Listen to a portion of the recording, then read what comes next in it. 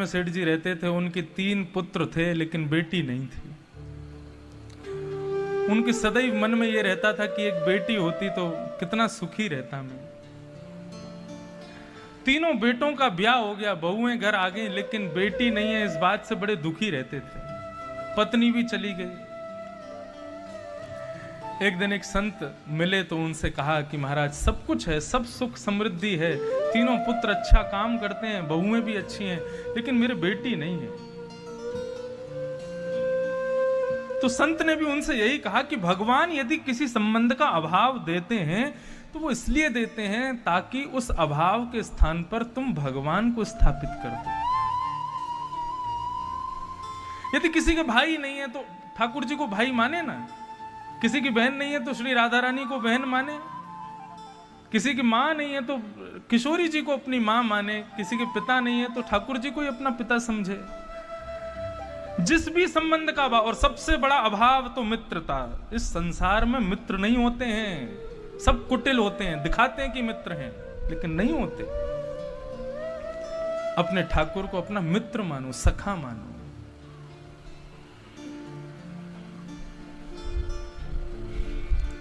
संत ने एक राधा रानी का चित्रपट दे दिया और सेठ जी से बोले कि आज से आपकी बेटी ये है, इसी को अपनी बेटी मानो। संत उस चित्रपट को लेकर के घर आ गए, अब उसी को अपनी बेटी मानते हैं। अपने मन की जितनी बात अपनी बेटी से कहनी होती थी सब उस चित्र, श्री राधा रानी के चित्र से कह देते हैं। भोजन करने से पहले अपनी थाली लेकर के जाते हैं, एक रोटी अपने हाथ से ऐसी चित्र को दिखा करके खिलाते हैं, मेरी बेटी। एक दिन सेठ जी सुबह दफ्तर को जा रहे थे तो सामने से चूड़ी वाली आ रही थी, तो सेठ जी उसको कहते हैं कि सुनो, हमारी घर चले जाओ, तीनों हमारी बहुओं को चूड़ी पहना देना और जितना उसका वेतन बने ना हमसे आके ले लेना दुकान से। चूड़ी वाली कहती है ठीक है, घर चली गई। बड़ी बहू को, मझली बहू को, छोटी बहू को, तीनों को उसने चूड़ियां पहना दी मनपसंद, और अपना सब सामान वहां से रख करके वहां से प्रस्थान को जैसी निकली तो एक नन्ही सी छोटी सी सुंदर सी कुमारी का एक कन्या आकर के खड़ी हो गई और उसने भी अपने हाथ आगे कर दिए कि मुझे भी चूड़ी पहनाओ।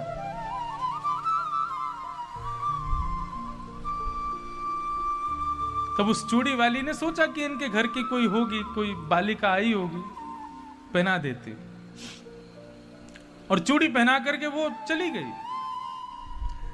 सेठ जी के दफ्तर जाती है और जाकर के कहती है मैंने चूड़ियां पहना दी हैं, अब आप मुझे दे दीजिएगा जो भी उसका बनता है। बोले कितना हुआ तुम्हारा? बोले हमने एक हाथ की चूड़ी का हम 10 रुपया लेते हैं, लेकिन हमने आज 8 हाथों में चूड़ियां पहनाई, 80 रुपया हो गया। सेठ जी बोले 8 हाथ काय बात के, हमारी बहुएं 3 हैं तो 6 हाथ हुए ना, 8 हाथ कहां से आ गए? चूड़ी वाली बोली अरे सच में मैंने 8 हाथों में चूड़ियां पहनाई, 3 तो आपकी बहू को और एक कन्या और थी उसको भी पहनाई मैंने। सेठ जी बोले तुम झूठ बोल रही हो। अरे तेरे को पैसा ज्यादा चाहिए तू ऐसे ही ले ले मुझसे, लेकिन मुझसे झूठ मत बोल, मेरे घर में कोई है ही नहीं चौथा पहनने वाला। लेकिन वो चूड़ी वाली कहती रही मैंने तो चूड़ी चारों को पहनाई है, आप चाहे मुझे 1 हाथ का भी पैसा मत दीजिए, लूंगी तो 8 हाथ का ही लूंगी, नहीं तो नहीं लूंगी, मैंने क्योंकि 8 को पहनाया है। सेठ जी बोले मैं कल दूंगा, पहले घर जाके पूछूंगा ये चौथा कौन था। सेठ जी घर लौट करके आए, अपनी तीनों बेटियों से, तीनों बहुओं से पूछा तुमने चूड़ी पहनी? बोले हाँ पहन ली। चौथा कौन पहन के गया? बोले कोई भी नहीं, हम 3 ही थे बस। तो फिर ये चूड़ी वाली क्यों कह रही है मैंने चारों को पहना है? बोले कि झूठ बोल रही होगी, हमने तो तीनों नहीं पहना है। बोला हाँ वही तो बात है, कल उसको 60 रुपया ही दूंगा और 5 रुपया काटूंगा झूठ बोलने का। रात्रि भोजन करके सेठ जी सो गए। तो चित्रपट में जो श्री किशोरी जी का विग्रह है, जो श्री राधा रानी का स्वरूप है, वो सेठ जी के हृदय में रुदन करता हुआ प्रकट हो गया। उस स्वरूप को देख करके सेठ जी बार बार चरण पकड़ने लगे। अरे बेटी तुम क्यों रो रही हो, क्या बात है, तुम्हारे दुख का कारण क्या है? मैं तुम्हें रोते हुए नहीं देख सकता। तब श्री किशोरी जी कहती हैं पिताजी आपने अपनी बेटी बस बनाया लेकिन माना नहीं मन से मुझे। क्यों? क्या किया मैंने? बोले आज मेरी घर पर मेरी भाभीयों को चूड़ी पहनाने के लिए आई थी, तो मैंने सोचा कि ये सब पहन रही हैं तो मैं भी पहनूं, और मैंने जाकर के चूड़ी पहनी तो आपने मेरे हाथ का पैसा देने से इनकार कर दिया, और तो और उसके 5 रुपए काट दिए, ये कहकर कि वो झूठ बोल रही है। अब तो सेठ जी के आंखों से आंसुओं की धार बहने लगी, बार बार क्षमा मांगने लगी, बेटी मुझे क्षमा कर दो। सुबह उठते ही दौड़ करके चूड़ी वाली के यहाँ गए और जाकर के उसको 80 नहीं 100 रुपया दिया। बोले मैंने जिसको अपनी बेटी माना था, तुम सौभाग्यशाली हो, तुमको दर्शन दिया है उसने। तो हे मोहे नाते अनेक मानिए जो भावे। हमारे और ठाकुर जी के अनेक नाते हैं। आप संसार के व्यक्ति से वही नाता बना सकते हो जो वो बनाने योग्य है। एक बार एक व्यक्ति से एक नाता हो गया तो दूसरा नाता नहीं हो सकता, लेकिन भगवान, उनसे आप कोई भी संबंध बना सकते हो। मीराबाई ने उन्हीं को अपना पति माना। मेरे तो गिरधर गोपाल दूसरों न कोई, जाके सिर मोर मुकुट मेरो पति सो।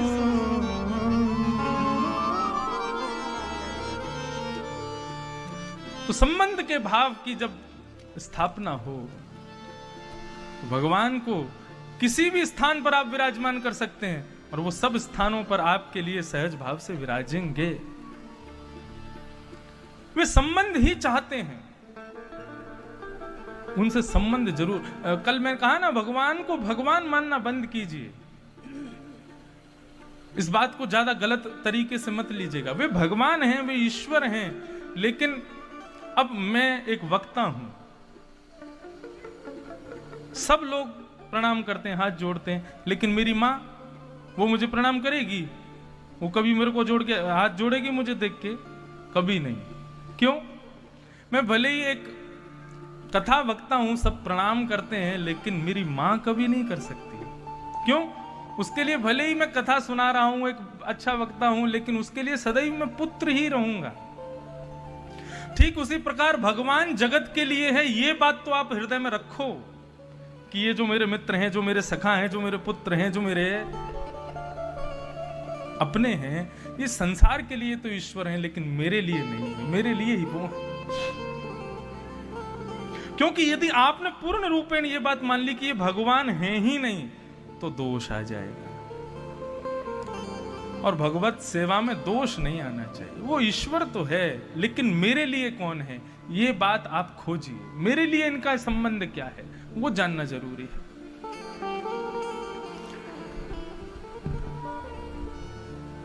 गजराज तारो तेने आवने को, जावने को, खावने पकावने को मीराबाई तारी है। नरसिंह मेहता को तारो वही बार सवारने को, वेदन सुनावने को जयदेव तारो है। भगवान आपने सबको तारा है, लेकिन उन सबको तारा है जिनसे आपका कोई ना कोई काम बनता है। आपने गजेंद्र को तारा, गजराज को तारा। किसके लिए तारा? बोले आवने को जावने को, आपको सवारी करनी थी उसकी हाथी की, इसलिए गजेंद्र को तार दिया। बोले बढ़िया वैकुंठ में रहेगा, इस पर बैठ के घूमा करेंगे हम, इसलिए आपने उसको तार दिया। गजराज तारो तेने आवने को, जावने को, खावने पकावने को मीराबाई तारी है। मीराबाई को क्यों तारा? मेड़ता की है ना, मारवाड़ी है। मारवाड़ी लोगों का कभी भोजन करो हाथ का? हमसे पूछो, साल भर हमारे मारवाड़ियों से पाले पड़ते हैं, क्या ऐसी ऐसी चीज बनाते हैं कि जो सोची नहीं, सुनी नहीं कभी हमने। भोजन बनाने में बड़े परिपक्व होते हैं मारवाड़ी लोग, राजस्थानी। तो मीराबाई को क्यों तारा? बोले कि ये बढ़िया बढ़िया भोजन बना करके खिलाई कि वैकुंठ का रसोईया फीका पड़ रहा है, इसलिए आपने मीराबाई को तार दिया। चल वैकुंठ चल, वहां बैठ के बढ़िया हमको बना के खिलाना।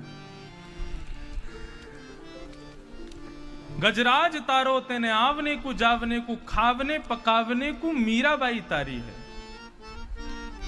नरसिंह मेहता को तारो वही बार सवारने को। नरसिंह मेहता को क्यों तारा? अरे लोग इतना धन धान्य चढ़ाते हैं, इतनी संपत्ति भगवान को दे करके जाते हैं, वो संभालने वाला अकाउंटेंट भी तो होना चाहिए साथ में। तो आपने नरसिंह मेहता को तार दिया। वेदन सुनावने को जयदेव तारो है। श्री जयदेव महाप्रभु बड़ी सुंदर सुंदर अष्टपदियां गा करके ठाकुर जी को सुनाते हैं, उनको सुनने के लिए जयदेव तार दिया। इन सब से आपका कोई ना कोई काम बन रहा था, इसलिए आपने इनको तारा। लेकिन मैं आपके किसी काम का नहीं हूं, आपके एक काम का मैं नहीं हूं। मोहे तारो वा मैं आपकी भलाई है। आप मुझे तार के दिखाओ तो हम समझें कि आप वास्तव में तारणहार हो, आप वास्तव में तारण करते हो। एक बहुत सुंदर पद है।